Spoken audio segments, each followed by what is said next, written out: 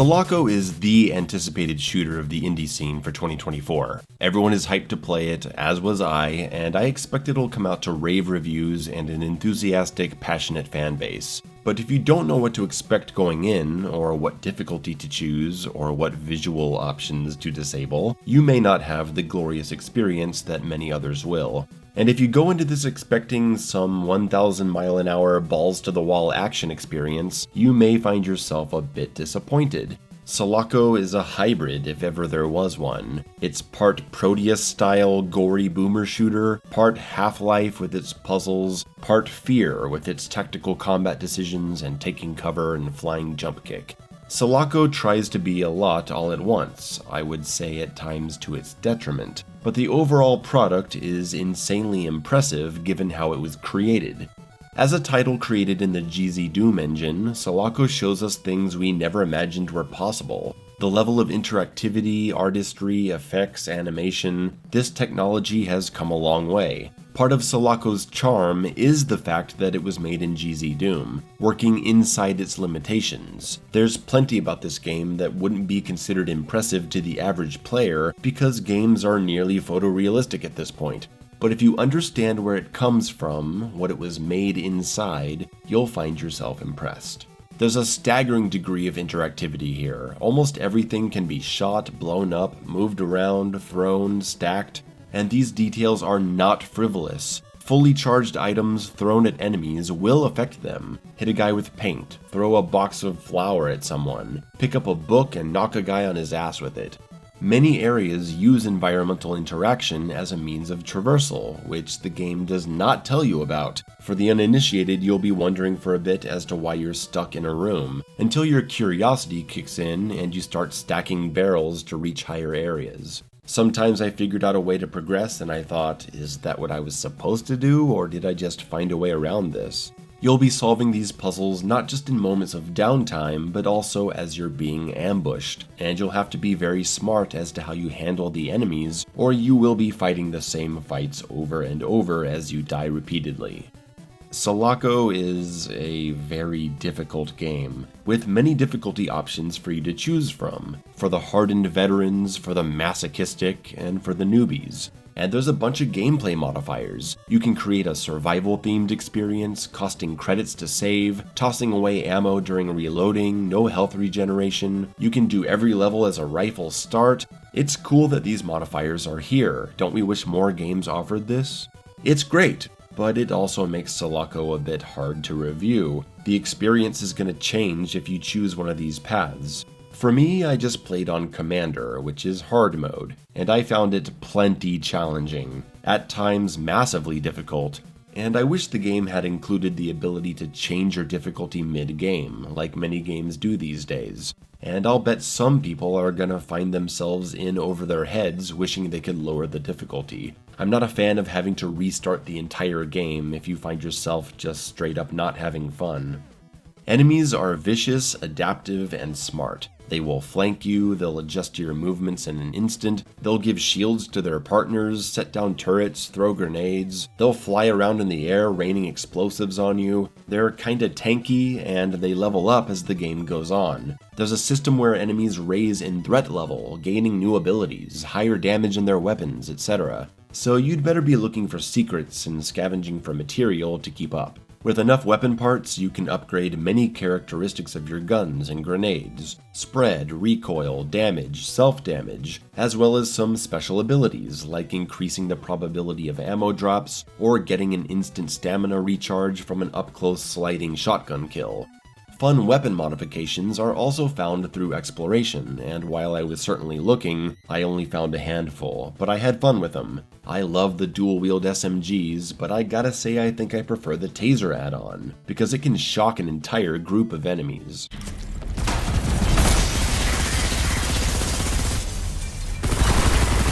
And I love the alt-fire of the shotgun that sends you flying backwards, awesome for tactical retreats. 3 different grenade types provide a lot of fun during combat, especially once they're upgraded or modified with alternative modes. You can make the frag grenade instantly explode on contact, Or there's the proximity mine being upgraded to explode twice, providing you with a great defensive tool to keep enemies from flanking you when you're focused ahead. You also have a melee attack, and it's a very strong option, sending enemies flying back, sometimes enough to kill them. And melee is very useful with the shotgun because since it takes a while to load another shell after a shot, a quick melee hit can save the day. The weapons in Selaco are, I hesitate to say the word perfect, but they kind of feel that way. The impact they have, the sound design, the synergy. They play distinct roles in combat. You're not using the shotgun at a distance, you're not using the grenade launcher up close, you're not barging into a room of 4 dudes with the assault rifle. You gotta use each gun intelligently, and there's a really nice audio feature involving ammo that I'd like to highlight. When you switch to a weapon that doesn't have much ammo loaded, the game plays a sound to let you know that. This kind of communication of important resource information is really smart, and it helps you make better decisions during the, at times, chaotic combat. Once you get a handle on the flow, you'll be mixing in melee pretty regularly into your mid-range firearms, finding the right moments to take cover and the right moments to run in, strategically getting enemies to split up so you can keep yourself from getting ambushed. It's pretty fun.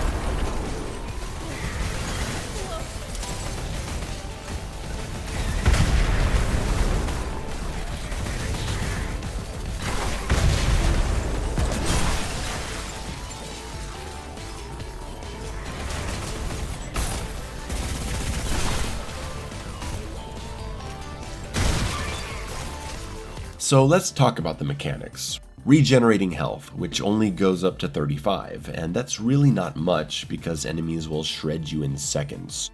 It works for the style of gameplay, which is a mix of run and gun and tactical.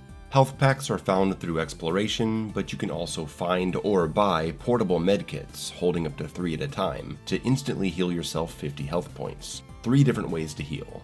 Slide and dash. You can slide forward for a speed boost, which doubles as a very useful attack. You can jump during this slide to fly absurd distances, and you can do a little dash to the side. These abilities are tied to a recharging stamina meter, which feels like it takes an eternity to recharge. There is no sprint option. These are your only ways of getting speed traditionally. Reloading. You have to manually reload every weapon, but you can cancel these animations if you decide you need to pull out another weapon real quick. You'll still have to go back and reload, but at least you're not stuck. Fortunately, during the review process, I was able to see an issue resolved with the shotgun's individual shell cocking animation, which was not able to be cancelled, resulting in really awkward, slow moments where you can't use any other weapon. It's much better now. I'm happy to see that fixed.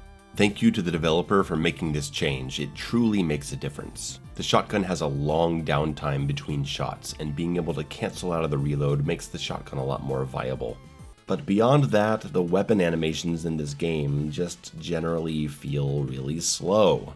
Reloading the shotgun takes forever, reloading the grenade launcher takes forever, switching to other weapons is half the speed I think it should be, and it's because the speed of combat and the crazy level of danger the enemies present just doesn't blend well with how slow your character is.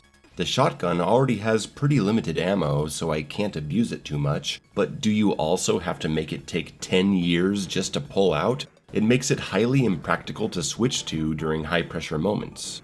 Like I said, there's no sprinting, you've got a sad little sidestep, and a slide that has a long recharge, so you're stuck barely moving, and you can't get away when you need to. You're not fighting the enemies in fear, you're fighting these absolute maniacs who are pretty fast and really aggressive. And you're switching weapons with a long wait time between each one. It doesn't work when you're surrounded by enemies on all sides. All it takes is one bad slide into the geometry, which is quite easy to do, and then you've got two guys on either side, and you're not holding the right weapon. Now you can't dash, and it takes too long to switch to the right weapon, so say goodnight. Now, let's talk about the SMGs, which make no sense to me. If the SMG holds 50 bullets, you would expect to be able to load another 50 bullets into a second SMG, like any other game would do it. Or split the ammo across the guns and make sure that they're always drawing from the same source. But no, the second SMG draws from your ammo reserves. You see, as I'm shooting the dual SMGs, it's draining the loaded ammo and the ammo I have saved up. Okay, but this means you can end up in situations where you're dual-wielding SMGs but you only have a few bullets in reserves. You pull the guns out in a crucial moment and you see the big 50 on screen because that's what you're used to looking for as your live ammo reference, and then you press fire and after 3 shots your second SMG is put away and now you're in the animation waiting to return to the single SMG to fire the remaining loaded magazine. It's so weird, man. I have never ever heard of dual wielding working like this, and I have not enjoyed getting killed when I expected to unload dual SMGs into someone just to suddenly get thrown into this switching animation. You can see here how much of a problem this is. Since the SMG and rifle use the same ammo pool, you can use up all your ammo with the rifle while the SMGs are still set in the dual alt-fire mode. Then you can end up switching to your SMGs with no spare ammo, and instead of just firing the guns you pulled out, it goes into the holstering animation and then you die. I've been trying to figure out a way to fix this because it sucks to just point out the problem, and I think the best way to go about it, without changing how the entire mechanic works, is to just make the primary SMG always be firing. Make it so that when the secondary SMG runs out of ammo and gets put away, the primary keeps firing. That way you don't get screwed by the pause animation. I'm gonna cross my fingers and hope that fix happens. You can see we've entered the complaint section of the review.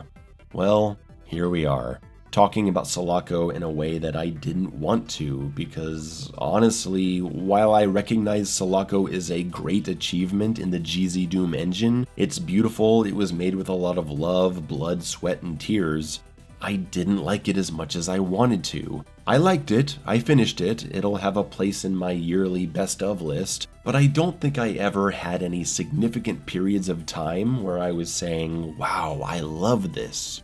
I appreciate that a lot of people are going to think this game is perfect, and I'm truly grateful for the developer maintaining an open line of communication with me leading up to the launch, where they were able to address several bugs and issues I brought up. Thank you for that. I hope I'm coming across as fair, even though I do get heated when I'm expressing my frustrations.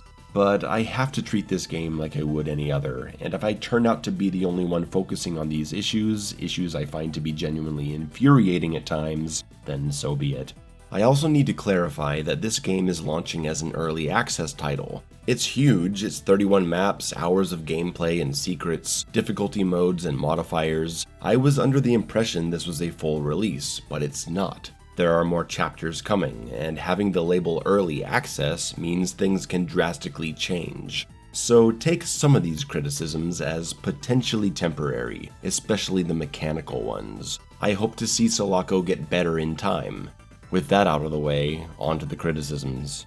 So, the restricted movement and the annoyingly long animations were the main contributor to my deaths. Didn't matter if I was trying to be aggressive, defensive, tactical, at some point something will get out of hand and I simply don't have the ability to react to the situation with the tools provided to me. Look how long it takes to put the grenade launcher down and switch to something that won't blow you up when shooting someone at close range. It's an eternity. You're just gonna die. I hope that when Selaco is officially done, this is not a thing anymore. I hope weapon switching feels smooth and this video's criticisms are out of date. I hope that happens. And showing these issues for how serious they really are, I think is an important part of the process, and important for other developers to see so they can take these things into consideration. But in Selaco, several different styles of approach tend to lead to the same problems, which is your character's inability to move, their inability to switch weapons quickly, or your inability to see. Because you might say, Mayo, why don't you try taking cover more and not running out in front of the enemies? Well, I do, but bullets fly instantly whenever I try to look at a target, and sitting so close to surfaces causes my vision to be massively obscured by all the dust and debris. Visibility is a problem in Selaco sometimes, and I'm gonna recommend that everyone go into the menu and lower or flat out turn off these options: Impact Screen Shake effects, Enable Screen Dirt, and Smoke Quality. With those lowered, you'll actually be able to see what's going on during the chaos. We've got other issues as well. You can get stuck on geometry, more specifically under tables and desks, where it's easy to accidentally slide into a small space during combat and now you can't move and you just gotta die or mash buttons praying to escape eventually. The pacing of this game is also not the best. A lot of the combat is short-lived, followed by lots of downtime. When it feels like it's getting good, things stop and you go too long without any action. I appreciate the puzzles and the occasional moments to look around, but I think they leaned too far away from the action in favor of the other activities. When replaying levels, the pacing is definitely better because you're progressing in a much more determined way. You know what secrets you want to skip, you're not getting turned around while exploring the map, so you stay in the action a lot more. Selaco is a game I find myself enjoying a lot more on replay. There are also no boss fights, unless you count the level 1 Juggernaut who shows up a few times later with his buddies. No bosses, not even at the end. There are no moments of characterization where we get an idea of who we're playing as. No moments of story, you don't meet any other characters. No villain makes himself known to you. There's really no clear mission objective at all because no information is given to you outside of notes. Dozens of notes you can stop and read if you really want, but I will not be doing that. Much respect to whoever wrote all these notes, I'm sure they're great, but I'm not reading all this. Is there a passcode in it? Nope. Okay, never mind. I really would have appreciated some still images, comic book panels, or something to tell me the story of this game. Who's my character? What's she thinking? What does she want? Sure, I'm a fan of old shooters with a silent protagonist and no story scenes, but those games are much more straightforward in their delivery. They're not trying to be more. Selaco is building this detailed world and packing it with tons of data logs about what's going on here. The protagonist is front and center. We catch glimpses of her in the mirrors. She's on posters downtown, as if she's someone we're actually gonna come to understand.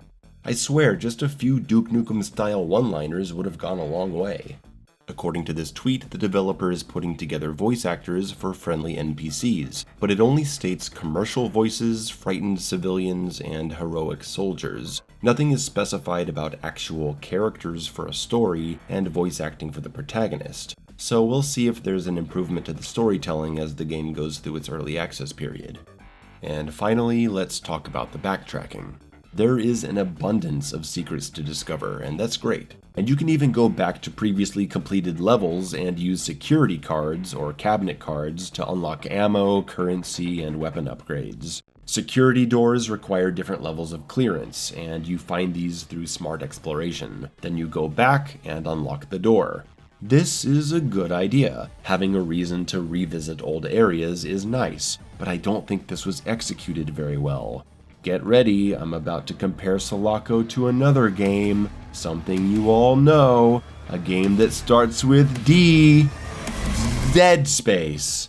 In the 2023 Dead Space remake, they created a wonderfully rewarding backtracking experience through a similar security clearance system. Certain crates, lockers, and doors required higher levels of clearance. Dead Space's campaign naturally led you back through these areas hours later, so you didn't actually have to go out of your way to unlock them. You essentially circle back here as you're following objectives, and now you can open that stuff that was locked earlier. It makes old areas feel fresh to be in again, and these areas are occupied by more enemies because you're on new objectives. The lighting may change, the path to get around may change. You can also choose to go out of your way backtracking to certain areas far off the campaign trail for a few other extra secrets. But as you're going there, the game's enemy spawning system creates unpredictable ambushes to keep you on your toes.